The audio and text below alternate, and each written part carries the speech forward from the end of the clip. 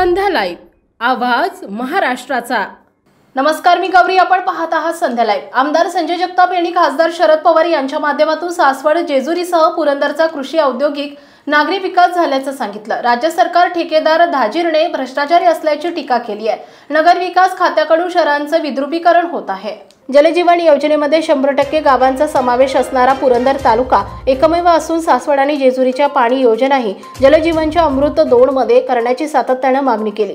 मात्र शासनाने त्यात योजना बसवल्या नाहीत आणि निवडणुकीच्या तोंडावर घोषणा करून श्रेयवादाचा प्रयत्न सत्ताधारी करत असल्याचं सांगत सासवड आणि जेजुरीच्या पाणी पुरवठा योजनांसाठी खासदार सुप्रिया सुळे आणि मी सातत्याने पाठपुरावा केल्याचं स्पष्ट केलं। या प्रसंगी राष्ट्रवादीचे जिल्हाध्यक्ष माजी आमदार जगन्नाथ शिवाळे, विजय कोलते, लीला गांधी, जयमाला काळे, हरिभाऊ कुदळे, नगराध्यक्ष मीना सोनवणे, काँग्रेसचे तालुकाध्यक्ष प्रदीप पोमण, माणिकराव झेंडे, अभिजित जगताप, संभाजीराव झेंडे, ग्रामीण संस्थेच्या अध्यक्षा राजवर्धिनी जगताप, नंदकुमार जगताप, अजिंक्य देशमुख, सचिन सोनवणे, बाळासाहेब दरेकर यांसह अनेक नागरिक, महाविकास आघाडीचे कार्यकर्ते उपस्थित होते। 2019 पर्यंत एकही रुपया शासनाने त्या ठिकाणी त्या योजनेच्या मेंटेनन्ससाठी टाकला नाही।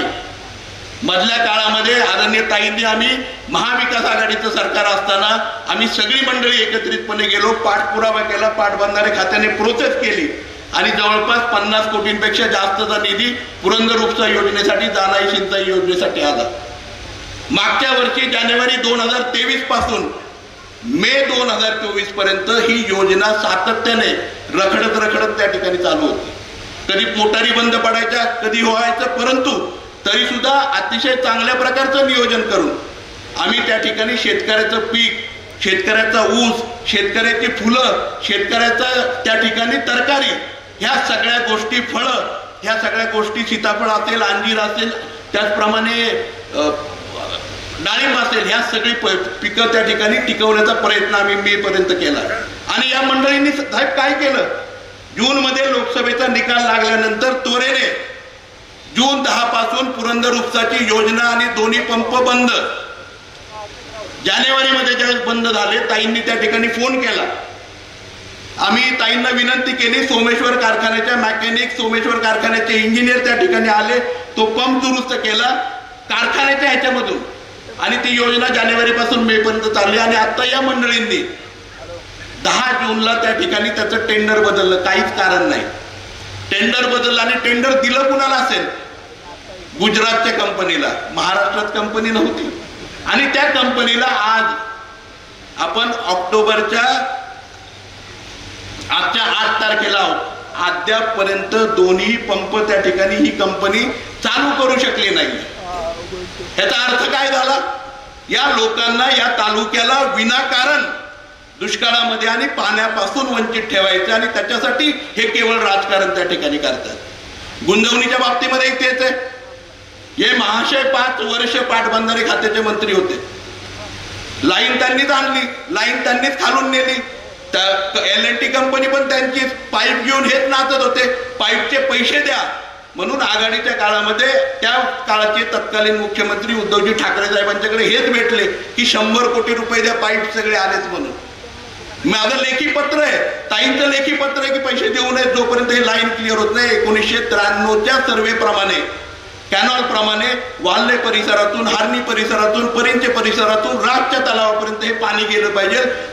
आपल्या उत्तरेकडच्या डोंगराला कडेने हे पाणी जाऊन प्रत्येक इंच भिजलं पाहिजे, ही अपेक्षा आमची होती। आणि आज हे महाशय काय म्हणतात, मी ही लाईन बदलली आणि 300 कोटी रुपये खाल्ले। अरे पैसेच आले नाही तर खाणार कुठून आहे, खाल्लेले तुमचेच निघत नाहीयेत अजून। 40-40% हे सरकार आहे। एखादा निधी मागायला जायचं म्हटलं तर साहेब खरोखर दुर्दैव आहे की मी जाहीरपणे सांगतोय, कुठे 6% मागितले जातात, कुठे 5% मागितले जातात, कुठे 10% मागितले जातात, कुठे 15% मागितले जातात। हे दुर्दैव खऱ्या अर्थाने महाराष्ट्राचं त्या ठिकाणी आहे। या महाराष्ट्राला खूप मागे न्यायचं काम ह्या सगळ्या मंडळींनी त्या ठिकाणी केलेलं आहे। आणि म्हणून मला सांगायचंय, आपल्या सगळ्यांना विनंती करायची, जे काही छोटे छोटे पैसे होते त्याच्यातून आम्ही काम करायचा प्रयत्न केलाय।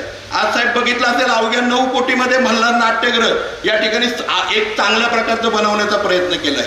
6 कोटीमध्ये, 60 कोटीमध्ये नाही दादा, 6 कोटीमध्ये त्याच तोडीचं बस स्थानक आपण जेजुरी नगरपालिकेच्या माध्यमातून करतो आहोत।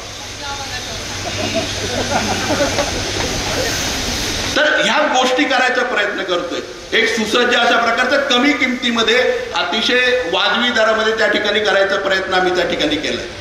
आज आपण बघितलं असेल आमदार निधीच्या माध्यमातून अनेक सोलर प्रकल्प, सोलर लाईट गावोगावी द्यायचा प्रयत्न केला. त्या ठिकाणी एक मॉडेल प्रकल्प म्हणून राज गावाला आम्ही अर्ध्या भागामध्ये पूर्ण सोलर स्ट्रीट लाईट करायचा प्रयत्न केला. अशी इनोव्हेटिव्ह गोष्टी केल्या. त्याचबरोबर 12 डिसेंबर 2023ला आदरणीय शरदचंद्रजी पवार साहेबांच्या वाढदिवसाच्या निमित्ताने आम्ही त्या ठिकाणी संकल्प रोवला आणि शरद कृषी भवन या भवनचं संकल्पना त्या ठिकाणी मांडली आणि अवघ्या 11 लाख रुपयांमध्ये या तालुक्यातल्या 12 गावांमध्ये साहेब आम्ही त्या ठिकाणी खूप सुंदर असं शरद कृषी भवन उभं केलं की जे शेतकऱ्यांच्या बैठकीचं, पूर्वीच्या काळी चावडी असायची जिथे येऊन लोक बसायचे, उभे राहायचे, आज त्या ठिकाणी चावडीप्रमाणे शरद कृषी भवन हे प्रत्येक गावामध्ये दादा आम्ही उभं केलं आणि अवघ्या 12 लाखामध्ये 10 लाख रुपयाचा आमदार निधी, 2 लाख रुपये त्या गावाच्या माध्यमातून त्या ठिकाणी चांगल्या प्रकारची लायब्ररी केली. शेतीला त्या ठिकाणी ॲग्रोवनचं मासिक त्या ठिकाणी उभं केलं. त्या ठिकाणी पुस्तकं वाचायला देतोय. कृषी अधिकारी त्या ठिकाणी जात आहेत. ह्या सगळ्या गोष्टी करायचा प्रयत्न केलाय. 13 तलाठी कार्यालय की गावचा तलाठी हा गावात राहायला पाहिजे. कारण तुम्हाला माहिती आहे आता रेव्हेन्यूची गोष्ट मी सांगायची गरज नाहीये. आजकाल आपल्या घरातला एखादा व्यक्ती गेला तर आपलं नाव लावायला सुद्धा 155 ची ऑर्डर करायला लागते आणि त्यानंतर किती पैसे, किती खेटा त्या ठिकाणी तलाट्याकडे, सर्कलकडे, तहसीलदारांच्याकडे घालावे लागतात आणि किती पैसे खर्च येतो. आपलं स्वतःच आपल्या वडिलांच्या नंतर नाव लावायला किती खर्च येतो हे मी सांगायचं वेगळं या सरकारच्या काळामध्ये गरज नाहीये. आज आपण पहिल्यांदा 10 रुपयाच्या स्टॅम्प पेपरवर ते काम करायचो, नंतर 100 रुपयाच्या स्टॅम्प पेपरवर करायचो. आता लाडक्या बहिणीमुळे आपल्याला 500 रुपयाचा स्टॅम्प पेपर तुम्हाला आम्हाला सगळ्यांना द्यावा लागतोय. हे दुर्दैव आपलं सगळ्यांचं आहे. आज जर बघायला गेलं हीच गोष्ट रोजगाराच्या बाबतीमध्ये आहे. हे सरकार हे कॉन्ट्रॅक्टरचं सरकार आहे. आणि अतिशय छोटंसं उदाहरण सांगून मी या ठिकाणी माझं भाषण संपवतो, कारण तुम्हाला आम्हाला आदरणीय सुप्रियाताईंचं आणि पवार साहेबांचं भाषण त्या ठिकाणी ऐकायचे, त्यांचे विचार आपल्या सगळ्यांना ऐकायचे. एक छोटंसं उदाहरण, हे सरकार हे कॉन्ट्रॅक्टरचं सरकार आहे. हे सरकार हे खऱ्या अर्थाने सर्वसामान्य तरुणांना, बेरोजगारांना त्या ठिकाणी खड्ड्यात घालणारं सरकार आहे. याचं जिवंत उदाहरण मला आपल्याला सांगायचे. काल त्या ठिकाणी जलजीवनची मिशनची मीटिंग आम्ही त्या ठिकाणी घेतली होती. आपल्या जवळच्याच गावचे सरपंच मला त्या ठिकाणी भेटले, जवळ अर्जुन गावचे.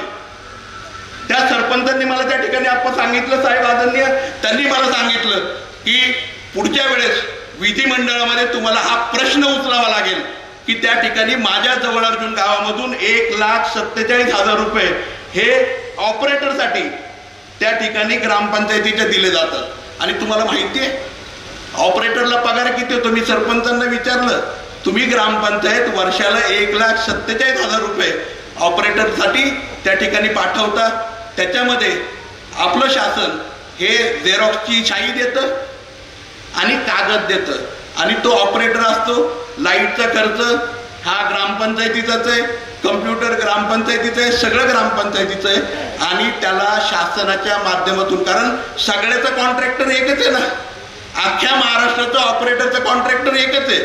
तो त्यांना पगार किती देतो माहितीये? 6,000 रुपये.